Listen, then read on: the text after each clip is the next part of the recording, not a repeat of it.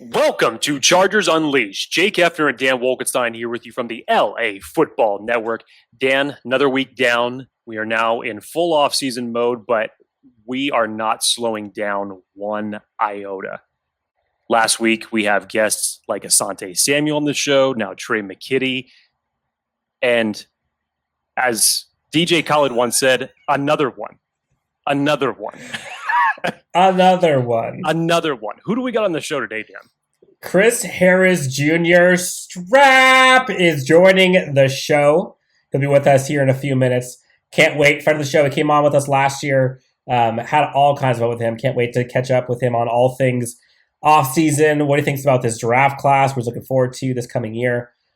But before we get into talking to Chris, we're on a first name basis now. Jake, how are you doing? I'm tired. Tired. It's been a long day. It's been a long week. But I always get up for times like this, especially when it comes to talking to players. You know, we had the draft picks last week. This will be the second time talking to Chris Harris, who, if you hadn't gotten a chance to listen to the show previously, was a fantastic conversation with him. So I'm very stoked to see, what he's been doing over the past year, what he's been doing during the offseason. Again, as you mentioned, Dan, his reactions to the draft picks, what he's excited about in this upcoming offseason. And there were some questions that we didn't get a chance to ask him previously that we're going to ask him this time around. So be very interested to hear these answers. But before we get into that, this episode is brought to you by our friends up at the top, Garrison Brothers. They have a tremendous amount of different kinds of whiskey, bourbon. They have collaborations they do with folks in California. It's so good. The brown stuff, Jake, we were able to enjoy some of that during the draft time. If you know anything about me, you know how much of an aficionado I am with whiskey, bourbon, hell, even scotch, if you want to throw that my way. On the rocks or neat? You know, it depends on how many I've had. Sometimes the ice will just run out, and sometimes I'll just say, screw it. I don't want it. I don't need it. But so it definitely depends on the number of ones that I've down. But yeah, can't knock Garrison Brothers, man. They've done it well. And other than Garrison Brothers, I don't know when the last time was you had a slap and tickle from our friends over at Brewery X. That was the last show. Or no, that was I'm sorry, I take that back. That was the scheduled release show was the last time I did one of those. That's right. That, and honestly, the Vocabulary Roulette, the IPA, honestly, is one of my favorite beers these days. So if you have not had a chance to check them out, they're in Anaheim, Brewery X. Shout out, tell them Chargers Unleashed from the LAFB Network sent you. I promise I have not had any. Sent me, sent you. It was for the draft party. Who cares? Yep. Everybody drank it. It was good. Yes. But yeah, so I'm actually really looking forward to this show with Chris. I think there's going to be a lot of questions that we weren't able to ask last time. We'll be able to potentially get in some rapid fire questions, put them on the spot, put them on the hot seat. Gotta love the rapid fire. Yeah. Bold prediction. Do you think we're going we're already in bold prediction mode? What bold prediction about the conversation with Chris, because we haven't had it yet. Will we learn something new about this coaching staff that we have not heard before? I'm hoping. There's one question in particular in here that I know that we're going to put forward to him that I'm very interested to hear the answer to this. Just because I want his perspective. He's a veteran, and being on the defensive side of the ball, and now, of course, with Brandon Staley coming in, he's very familiar with both he and Ronaldo Hill. But from some of the things that we've heard Brandon Staley say in some of his interviews about how his quarterback approaches the game and on what his strategy is that he wants to prepare his quarterback with, I'd like to see if something similar is done from a defensive perspective, and if any of the coaches have alluded to this thus far. So I can't wait for him to answer this question. And I'm honestly curious too, just like what the difference is like in feel from when he first got to Chargers camp to now, going from Anthony Lynn, now Brandon Staley, Ronaldo Hill. Like, it's night and day. And everybody talks about it outside the organization. But I'm really curious to hear like what folks are thinking about this new coaching staff, the new regime, offseason. It's going to be fun. So when we come back on Chargers Unleashed, we will bring in Chris Harris Jr., your cornerback on the Los Angeles Chargers. Coming up next on Chargers Unleashed. Well, Jake, we are super, super excited for our listeners today. We have a very special guest joining us on Chargers Unleashed. Again, you can find us on Twitter at LAC_Unleashed. But people don't care about that on this episode. Without further ado, let's welcome in our special guest to the episode. The one, the only Chris Harris Jr., 3-time All-Pro, 4-time Pro Bowler, Super Bowl champion. And I don't know if folks know this, but Bixby's own from Oklahoma, he actually varsity lettered in football, basketball, and track, and was all-state in basketball and football back his senior year and won the district title. Chris Harris Jr., welcome to Chargers Unleashed again. Thanks for joining us. How you doing? I'm doing great, man. Thanks for having me. I love y'all. I love how y'all. For these updates, I check y'all out. So, man, I love how y'all are in tune with the team for sure. Hey, thank you. How are you and the family doing? Everybody safe? Everybody happy? Anything fun happening this summer? Everybody's doing great, man. Getting ready to enjoy their summer break, and wife is having having a blast, and me being at home. So it's been great. That's awesome. Now we're going to talk about all kinds of things. And we had you on the show before, but we didn't get to ask you all of the questions. So we're going to hit you with some good ones this time. But we're going to talk about all things, this new coaching staff, how the draft was for you, what you thought of that, maybe some of the new schemes, players that are coming in and out. But before we get into any of that, I always find it interesting when I talk to players, and Jake's thought this too, when you've been around you've been around the NFL for a bit, and you've seen a lot of changes since you've been in Denver. And now already here with the Chargers a ton, whether it's coaching, free agency, the draft. Like, how would you, just as a player, seeing things for a while, how would you describe just the amount of pure change year over year that the Chargers have gone through this year?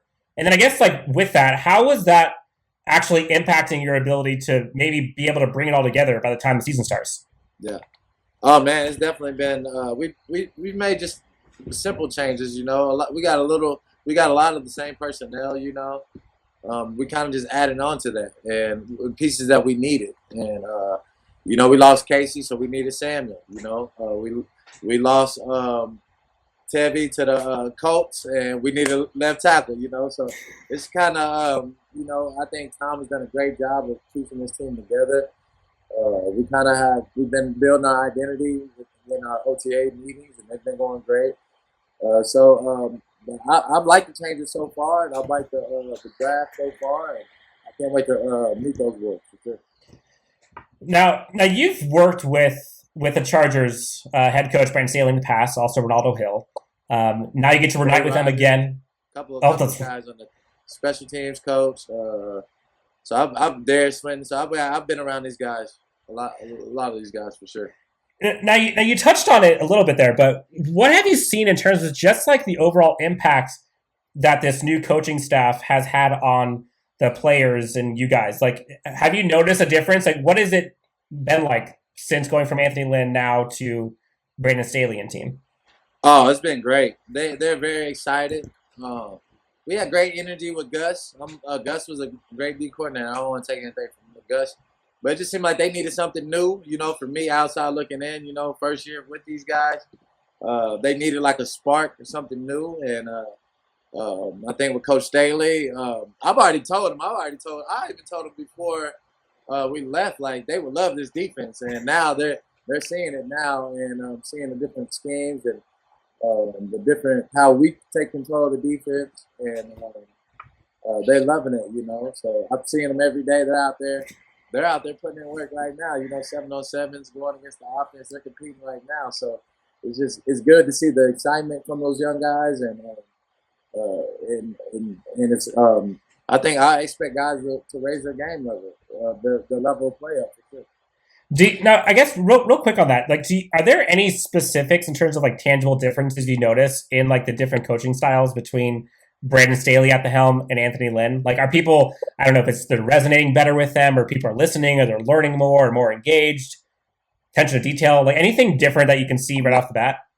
Well, Coach Lynn was he was a head coach, you know.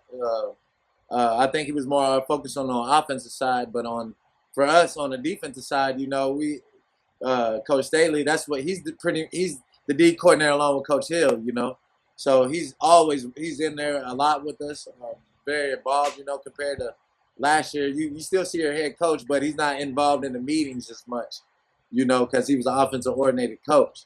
So now you see defense. Now we got defense. Now he's always in our meetings, you know, and so that's the main big difference right there. Offensive wise, I would have to ask some of those guys how it is, what's the difference for them. But defensive wise, that's the big difference for sure. Chris, there's a new look secondary for this Chargers team. You and Mike Davis returning for starters. You're going to get Derwin James back this season. Also with Nasir Adderley and now Asante Samuel Jr. and players like Mark Webb coming into the fold. What do you think?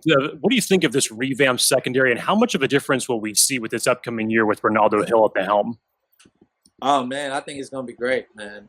Of course, within this system, it's going to take a little bit of time in the secondary. Make sure we're always on the same page, because it's a lot of different checks and variations in the defense. But hopefully, I'll be able to make that easier transition for a lot of guys and speed it up. But they're catching on to it pretty fast so far.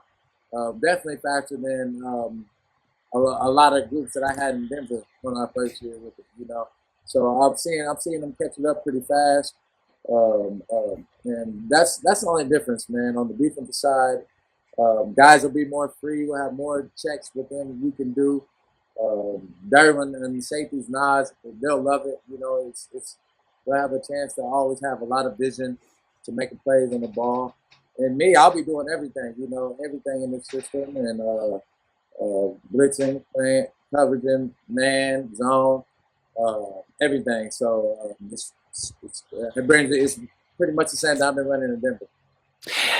It's kind of a nice segue there into my next question, because I was going to ask, just from your perspective as a cornerback, or even just in general, if you were to speak for any defender that is in this type of a system with coaches like Brandon Staley, with Hill, and now even Ansley coming into there, how can coaches like this, from what you've experienced, how can they affect and alter the identity and even confidence of a defensive player? Yeah. Oh man, just because you have guys that's been around, and they've had great success in this league. And having Coach Hill as our secondaries coach and D coordinator is huge, because we have a guy that, when I came in the league, me and Coach Hill was right there on his way out, so I got a glimpse with him, but you got a guy that's played in the league. He had success in the league. He played 10 years in the league. So when you're in the back end and you have a guy that has great experience with that and actually made plays, and he's going to coach us and put us in a situation to get the ball, right there just builds that urgency and makes you want to go out there and make plays. Gives you confidence. Good. And now this is a question that I was actually very excited to ask you, because I know that even in a short period of time, from what we've heard from Coach Staley in his interviews, he talks a lot about how he likes his quarterbacks to approach the game with a defensive perspective and working his game plan around there. Now, as a defensive player yourself, has there been a similar type of message from Coach Staley or Coach Hill that he's given to the defense to attack the offense in a similar type of a way?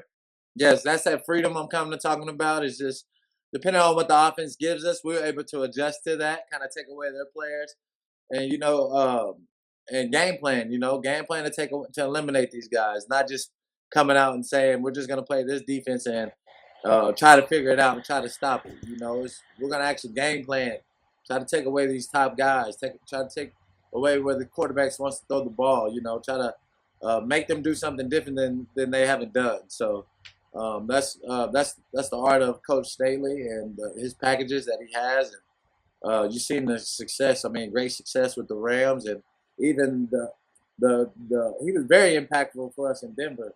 So just seeing him progress, seeing the defense progress. I've been with it for a couple of years, but seeing that it's elevating. He's adding different things to it. So that's what even makes me excited, because it's not the same old things. We're kind of adding and changing things to it. Now, you mentioned earlier about the defensive folks on this team, and you mentioned how you think that the coaching staff is going to love this squad. Just curious, what is it about the players on this team that you think is so intriguing for any coaching staff? Yeah. Oh man, it's just tons of talent. Tons of talent, and I think guys are kind of fed up of losing. They're kind of fed up with that, and I can see it, and I'm glad to be here at that time where guys are fed up. They're fed up. They want to change that corner, and it's a perfect time to do it. And so I think that's one thing I've noticed from being here the past 2 years. Guys actually get along. We have great relationships. Guys get along. They like each other. So that's the first thing you need to win. Guys have to at least like each other, and that's what it takes. No fly zone. We're a brotherhood. We're with each other all the time, and that's what it's going to take with us. Me, Derwin, Sante, Mike, Faison, a lot of the young guys. It's going to take us being together and really, really during the season all along, just preparing and enjoying our time with each other. That's when you win. Now, you mentioned all the names. I mean, we've got Joey Bosa, Chenna Nwosu, Derwin James, yourself, Nazir Adderley, Newis, Asante, Kenneth Murray, Davis, Joseph. I mean, the list goes on and on and on. Talent-wise, how does this squad on defense stack up with the defenses that you've played with throughout your career? Yeah. Oh, it's definitely right there. It's right there, with me in the past, with having a key, Mike's on his way to trying to be that next level. He's trying to get to that next level. So hopefully he can get there this year. That'll be a big jump. He made a big jump last year, and Derwin James. I haven't played with a safety like Derwin before, so it's hard to compare, in that. I had TJ Ward and Darren Stewart, but they were different. They were different type of safeties than Derwin. Derwin he's different. It's hard to. So being able to play with him in the back end, it'll be something I haven't had a chance to play with somebody like that. Other than Akeem, he was more on the opposite side of me. So I got a guy now that's in the middle there. If they want to throw it there, he can really smack him. But every linebackers all the way around, man. We have it. Guys can cover. Guys can play multiple positions. We're deep. The linebackers, you got not just two linebackers. You got Kaiser White. People forget about him. He can play safety and linebacker and rush the quarterback. So we have a lot of guys that can play and be able to give us a chance to win. Now, Jake and I both were very, very heavy into the draft, and we were obviously invested, and we're kind of freaking out when we saw things happen. So, Jake, do you want to ask Chris questions about the draft? I feel like we both are itching to hear what he thinks about the draft. I mean, I had the pipe dream scenario. I called it a pipe dream just because I felt that it was such an impossibility to get two players the calibers of Rashawn Slater and Asante Samuel Jr. back-to-back in both of those rounds.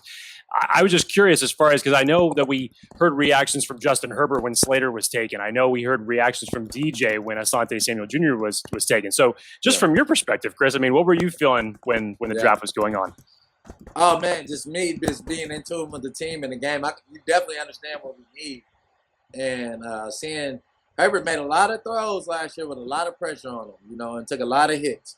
So definitely to get protection for him was major.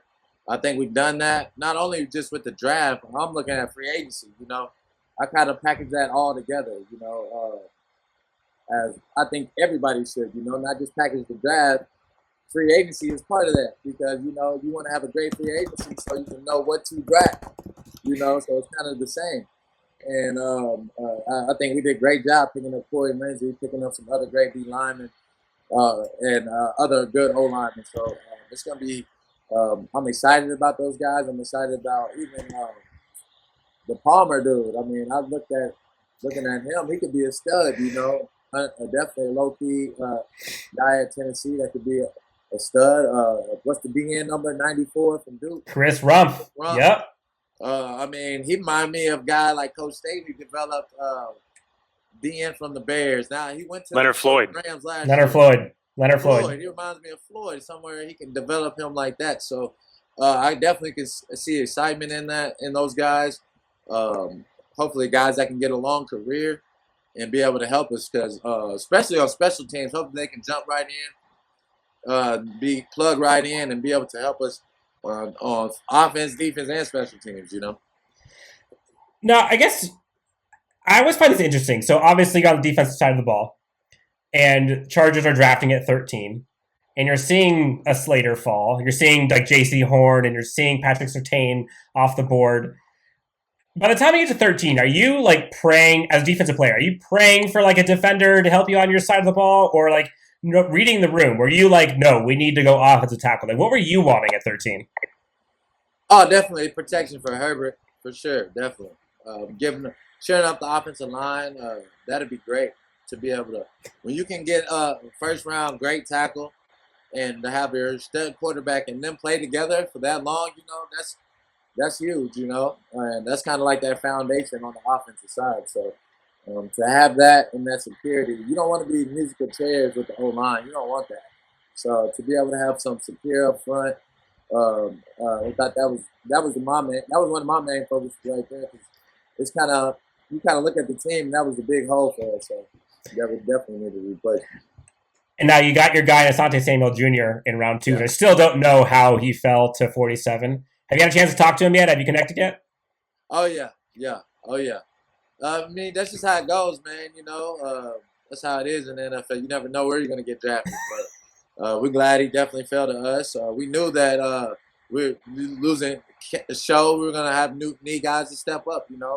I think not leaving, skipping over people, skip over Brandon Faison, but I think he can be improved and still play. And still have a chance to play in that nickel spot, that third spot, because he's a big, long corner and he can fit this defense perfect. Compared to what he fit the other defense. So I can definitely see some improvements with some younger guys. We're gonna with Coach Staley's defense. All the DBs are going to play. So, we have a lot of packages, tons of packages with a lot of DBs. So, to add that speed. So, you got to count on everybody, You got to count on everybody to be able to pull their weight, Yep. We're talking to Chris Harris Jr., your Chargers cornerback. Now, Chris, you've always been huge in the community. I know you were like that when you were out in Denver. Now, as a member of the Chargers, I know you established the Chris Harris Foundation in 2012. You've done all kinds of stuff. I needed Coast for a Cause, we talked last time. I think you started Fun Fridays, part of the Chargers, kind of during the pandemic. Talk to us about what you and the foundation are up to in this year. Yeah. Oh, man, I just did with my foundation, we just partnered up with the Boys and Girls Club in Tulsa, Oklahoma. That's kind of where I started playing Mighty football. And I just donated $10,000 for jerseys, equipment, things like that. That's awesome. For those guys. We usually do stuff all year long. It's nonstop.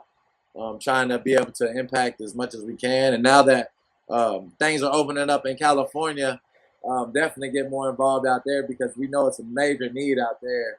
And be able to help the homeless more out there. We're still going to do those Fun Fridays, being able to have something fun for kids to look forward to, meals and toys and things like that for the kids. So, Post for a Cause, we still do that in Denver. We still have that going on out there.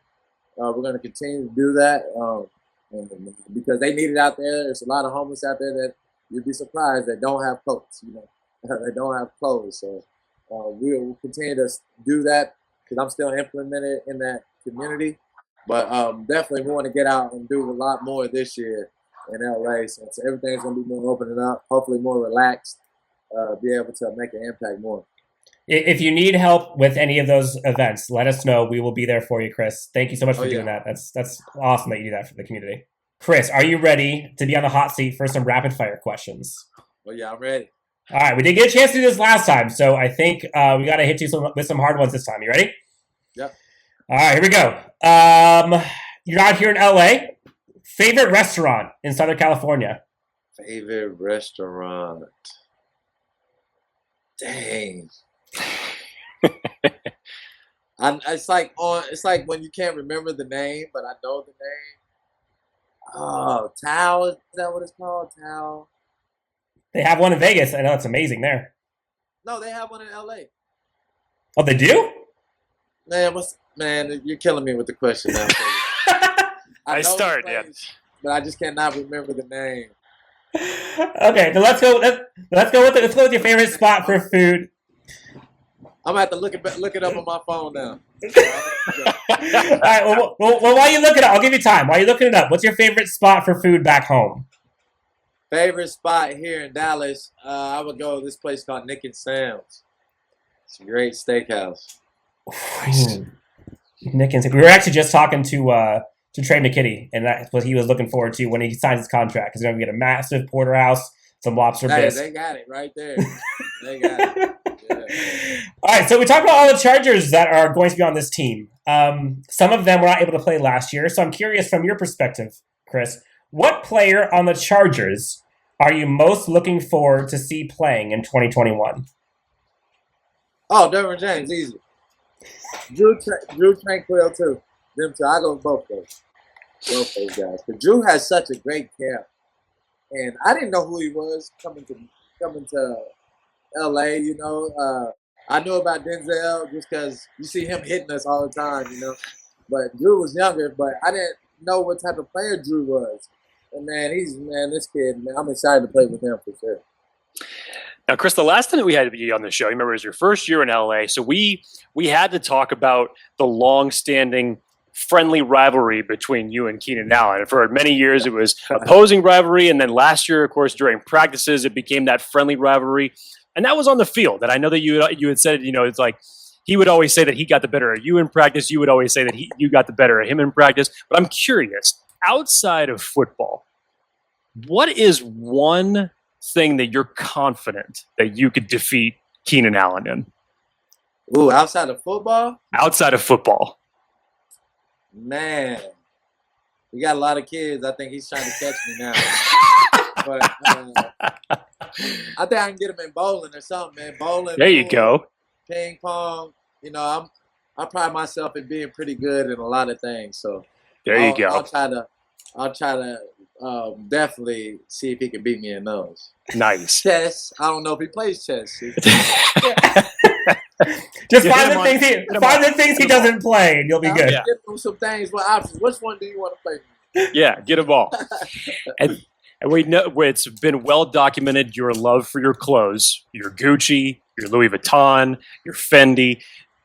You always talked about getting ready for game days, that you got to look good. Yeah. Do you have a particular favorite out of those three that you like to sport on game day? Oh, man. For me, I'll always sport the Gucci or Louis Vuitton jumpsuit. Getting the jumpsuit, man.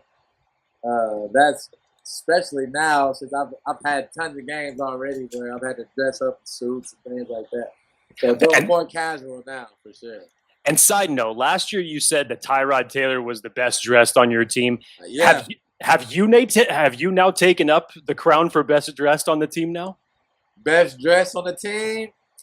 I will give it to Nas Adderley right now. Wow. Okay. He goes really hard on his game day prep, so I'll give him credit on that. I'm relaxed. I'm taking a step back now, you know. So I'll give it to Nas. There we go. Now, I don't know if you're a movie buff, but what is your favorite movie genre? Favorite movie genre? I would say I like thrillers, man. Thrillers. Yes. My favorite all-time movie is The Dark Knight. That's all time. Ooh. That's a good one. Can't go wrong with that. Nope. And then lastly, everybody likes to get hyped up on game day. On Chris Harris Jr.'s playlist, 30 minutes before the game, what are you listening to? Oh, man, 30 minutes? Probably real close to the game. I might listen to some Lil Wayne, Rick Ross, you know, more edgy on the get closer to the game for sure. There we go. Okay, Chris. No Drake. You got to take that out by then. Ooh. Minutes, you know. That's too calm for you. Yeah, it's too calm. You might want to listen to it when you come back in for warm-ups and you're like cooling down. That might be the only time. Fair enough. All right, Chris, you are off the hot seat. Appreciate you going on that for us. Chris Harris Jr., you are a pleasure to have on the show. We are so grateful that you could come on. Happy that you and the family are doing well. Cannot wait to see you guys absolutely ball out this year. Everyone's healthy. Hopefully fans in the stands. Gonna be unreal. What do you got going on the next couple weeks? Where can people find you? Oh, man, I plan on coming down there pretty soon, man. Definitely try to get a week or two OTAs with the team and just join in with those guys. So hopefully get down there pretty soon. Sweet. Chris, thank you so much. You can find Chris Harris Jr. at Chris Harris Jr. on Twitter. The man of the hour, Chris Harris Jr. Thank you so much. We'll talk to you soon. Don't be a stranger. Friend of the show. You're welcome anytime, all right? Thanks, Chris. No problem, man. Thanks for having me. All right, thanks so much. Well, that was Chris Harris Jr., your starting corner on these Los Angeles Chargers. Always a blast having Chris on the show. Chris, thank you so much for joining us. You're welcome anytime. Jake, that was a fun one. Oh, yeah. Could you pull off a jumpsuit? No. No. Not in any capacity. No. The onesies I could pull off. I've got a nice Christmas onesie that's flannel. And then for New Year's, I do have a nice little tuxedo onesie. But no, dude, jumpsuits. No, I can't pull off the jumpsuits, man. Well, okay. Well, I would pay to see you in a jumpsuit. You'd want your money back. Guarantee it. You'd want your money back after you see it. Fair enough. Man, that was so much fun. There was so much that we heard from Chris just in terms of what he sees in this coaching staff, what he sees in this defensive unit, the talent around Justin Herbert himself. And we got to know him a little bit. Some of those rapid fire questions. Man, we are having a joy. We're having a ride. And we're going to keep this train rolling because we got another special guest coming on our next episode. Quick tease. But in the meantime, listeners, thank you so much for joining us. Again, you can find us on Twitter at LAC_Unleashed. Subscribe to us on YouTube, on podcasts, wherever you get them. If you want to leave us a review, tell us how you're feeling about what we've done. Would appreciate all the feedback we can get. This episode was brought to you also, Jake, by our friends over at Manscaped. Use the code UNLEASHED. You could save 20% and get free shipping. Just came out with the Lawnmower 4.0. Just got that last Friday, by the way. Fantastic. Have you used it? No. Is it charged? It's definitely charged. I definitely like the little charge holder that it came with this time. Uh-huh. And it has a light. You can do it in the dark.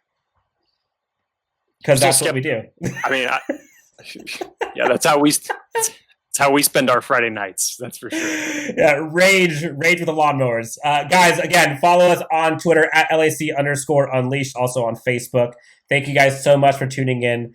Thank you again to Chris Harris Jr., and we will see you next time on Chargers Unleashed.